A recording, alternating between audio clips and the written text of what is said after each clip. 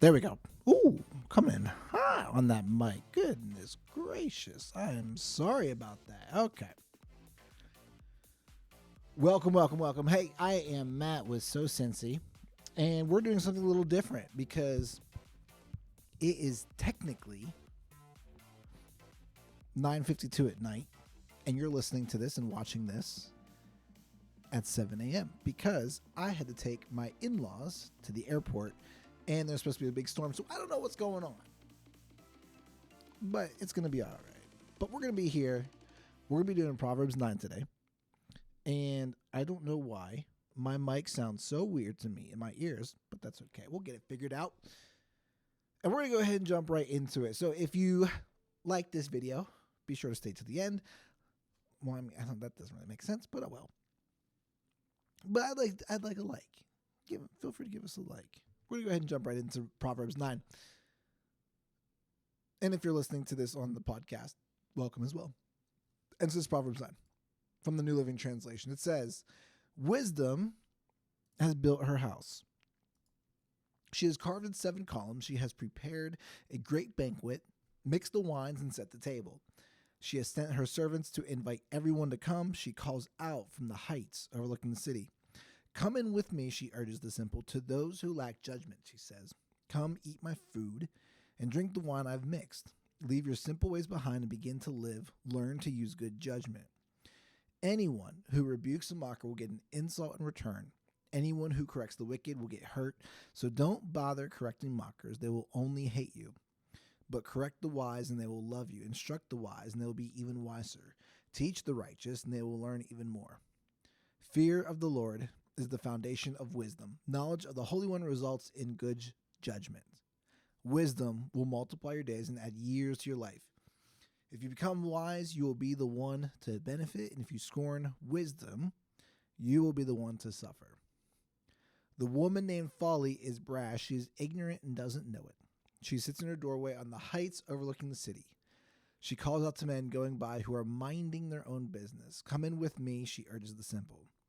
To those who lack good judgment, she says, stolen water is refreshing.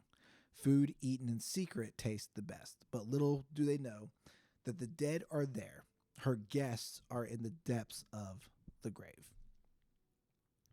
And that is all of Proverbs 9. Now, as I was reading over this, what I found that was really, really neat is you see it in this chapter, but if you go back, listen to past episodes, I'm not expecting you to do so, but if you want to, if you go back and listen to the past episodes, or if you go back for yourself and just read Proverbs 7, you read Proverbs 8, there is this difference in wisdom and folly. But the thing is that wisdom and folly are both described as personified, so as people. And it's not saying that this means that women are foolish and women are wisdom. That's not what this is. But it personifies the person. But what's neat that I just picked up on was that both wisdom and folly are outside. I think I said something in the chapter 8 study of Proverbs. I said something like common sense is all around. And so I want to go ahead and correct that because as I'm looking into this, right, as I'm looking into Proverbs 9 and things like that, it's like it was that revelation that not only is wisdom out there calling for people, but so is folly. And we see this, right, in chapter 9 as well. So it says at the top, she has sent her servants to invite everyone to come. It's talking about wisdom, as wisdom built her house and prepared the banquet. She sent her servants to invite everyone to come. She calls out from the heights overlooking the city.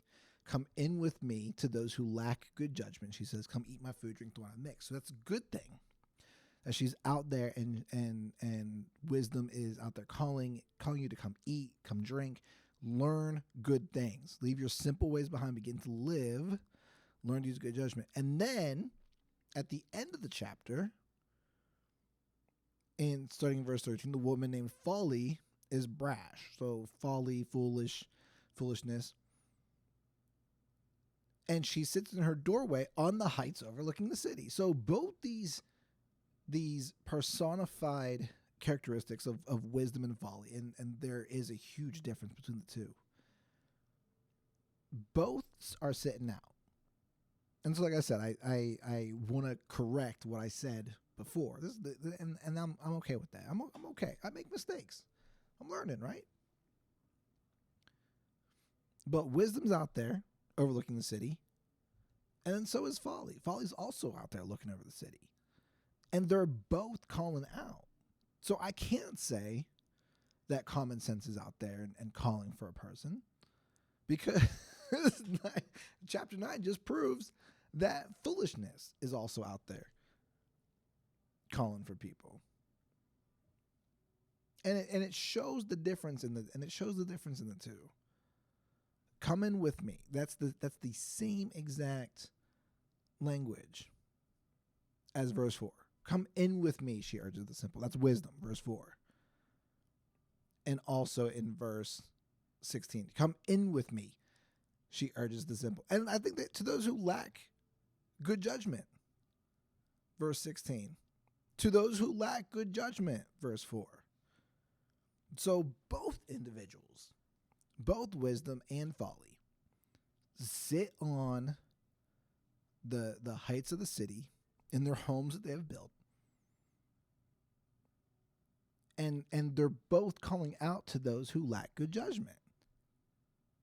Eat my food, drink my wine. But the difference in verse 17 for folly, come in with me to those who lack good judgment. Stolen water is refreshing.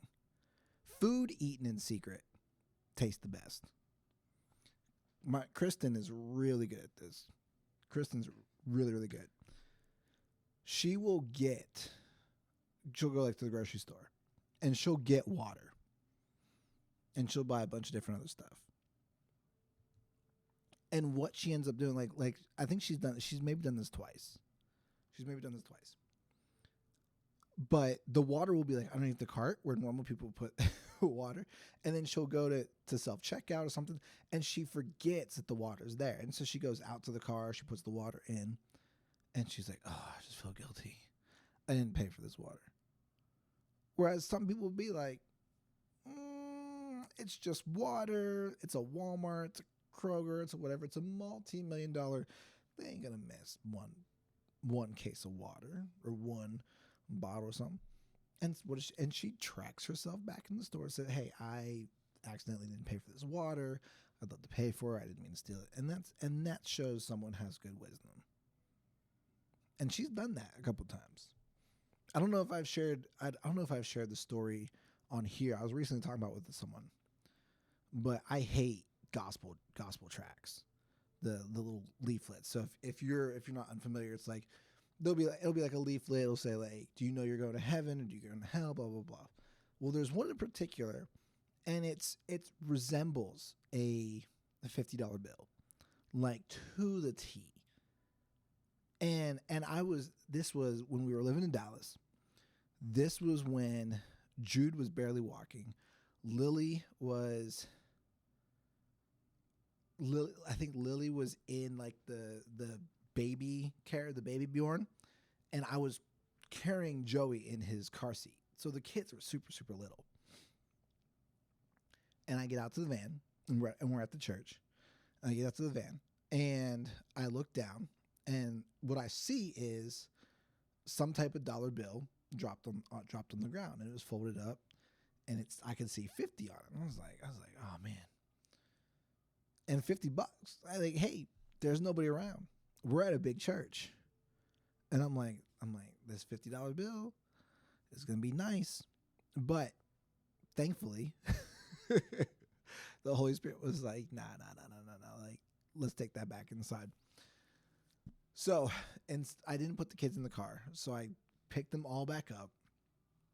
I dragged them all the way back into the church to go find, I don't know who I was going to go to. Some security guards just say, hey, I found some money. The security guard would probably pocket it. I doubt it. Maybe they're a good person. Maybe they'll turn it in. But I was going to go and take it and turn it in, and because I didn't want that stolen. Like, this could have been, this could have been someone's like gas money for the week. It's like, let me do the right thing. And like 3/4 of the way, something just like look at it real quick. So I stop what I'm doing. I open it up, and I see it's a gospel track. It's like, yeah, you might think this money is valuable, but it's not. Let me tell you about someone who is valuable. His name is Jesus. I was mad. Dude, I was so ticked off. So I am not a fan of gospel tracks, but the point is that this goes back to this. This goes back to Proverbs 9. And it says, stolen water is refreshing, food eaten in secret tastes best. And you might think it is.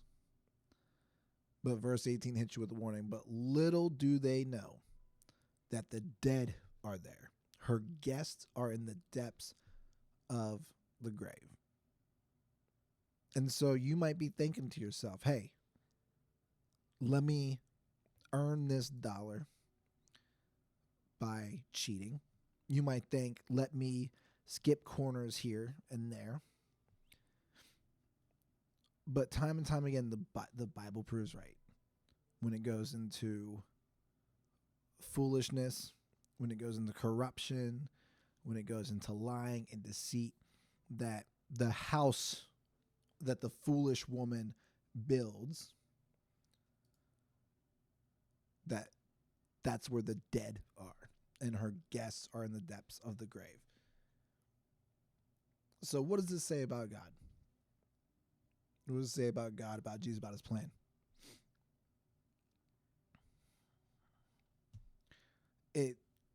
To me, what Proverbs 9 shows is that there is paths laid out. Fear of the Lord is the foundation of wisdom. Verse 10. Proverbs 9:10. Fear of the Lord is the foundation of wisdom. Knowledge of the Holy One results in good judgment. I've said this before. Fear, not being like scared, not being terrified, but fear as in the utmost respect for God. And I think there might be a reason why fear is there. I could be reading into something that's not there. But I think it'd be important to note that fear of the Lord is put, because knowledge of the Holy One, because you can know God, you can know about God, but you may not know God. And so fear of the Lord as knowing and acting in a way that what God says, who God is, all these things, that we present our lives accordingly. And that the fear of the Lord leads us to a foundation of wisdom. And knowledge of the Holy One results in good judgment.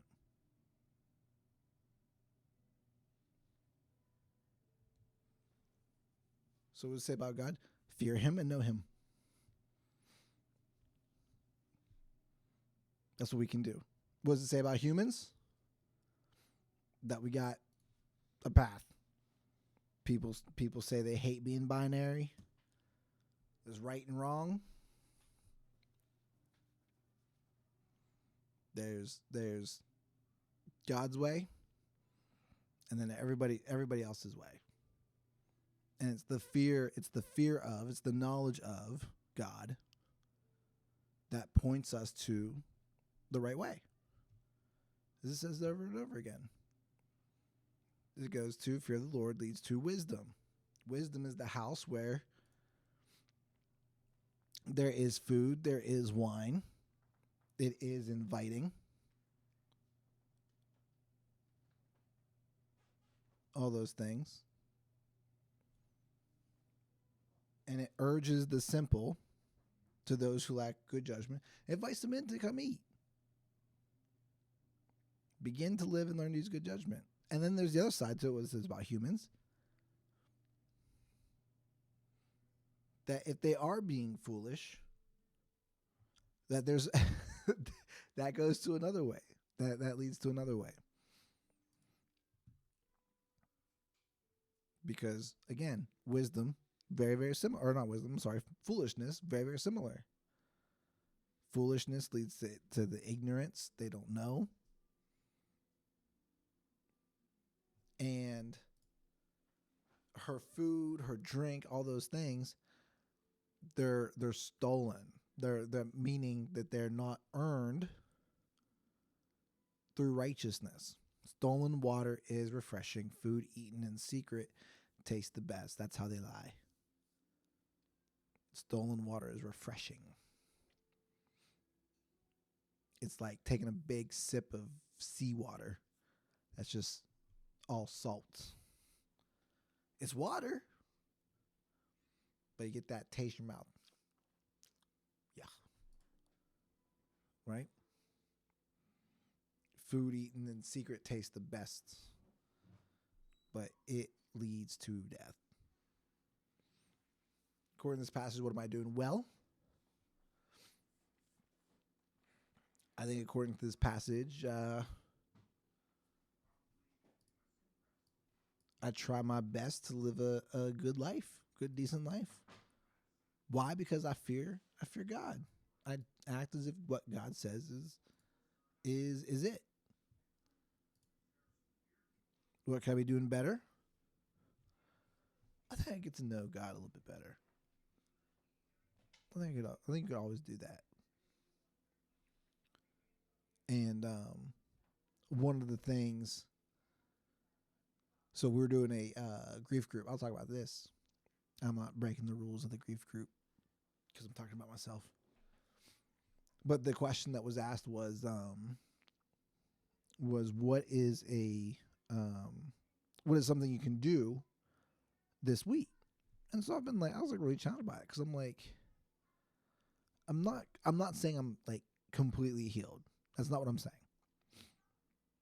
But in terms of coming to that complete healing, I don't know what I need to do because I'm pretty much at peace with the loss of my parents. I'm pretty much at peace with things. So it's hard to figure. And I'm like, I'm grieving because I'm sad because I miss them. But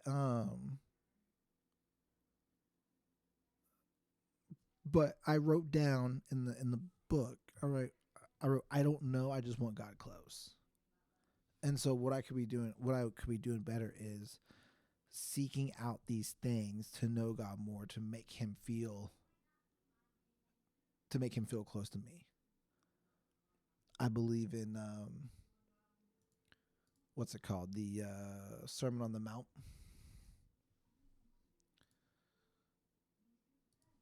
That it's like it says something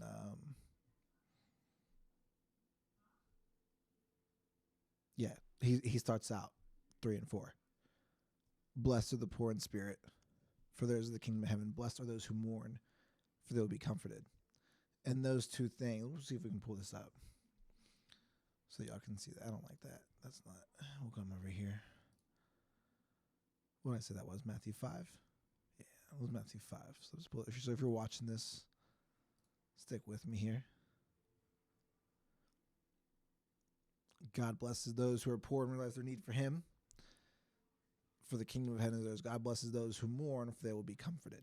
So I think that's where I'm at in knowing more about God, to be seeking out that comfort from someone who is the ultimate I think is the ultimate comforter. I just got to go through the journey to find out, to get to that ultimate comfort. And so if you are someone who is grieving, that it says right there as true. If I'm not going to, I don't want to argue whether the Bible is true or not. If I just go off the assumption that the Bible is true, then then I have to see that God will bless those who mourn, if they will be comforted. And so the blessing is in the comfort. God blesses those who mourn. It doesn't give you, it might give you some stuff. It might give you some relationships, might give you some things that help out. And then we see that as that is something that is coming from God to be comforted. So that's what I could do better. I think that's going to be my answer to my question. So I'll have to listen back to this later and write down in my notebook so that I know what to look for. But that's going to do it for this episode of the stream and things like that. And as usual, the question we always ask at the end, who needs to hear about something from Proverbs 9? Whether it's about wisdom, whether it's about foolishness, whether it's about something from the stream, I might have said, well, but how can you be an encourager to someone in your life with Proverbs 9? Make this evangelistic, make this about gospel sharing with another person. So I hope that you can pray for someone that you will pray that God will give you someone to talk about Proverbs 9. But I'm Matt with So Cincy. We'd love to connect with you on TikTok, on Instagram, on Facebook, on Twitter. You can give us a follow all over there at So Cincy. And we will see you Friday for Questions for Jesus. Hopefully here in Cincinnati, we don't get this big snowstorm coming up because that's going to stink. But it is what it is. We'll see you later. Peace.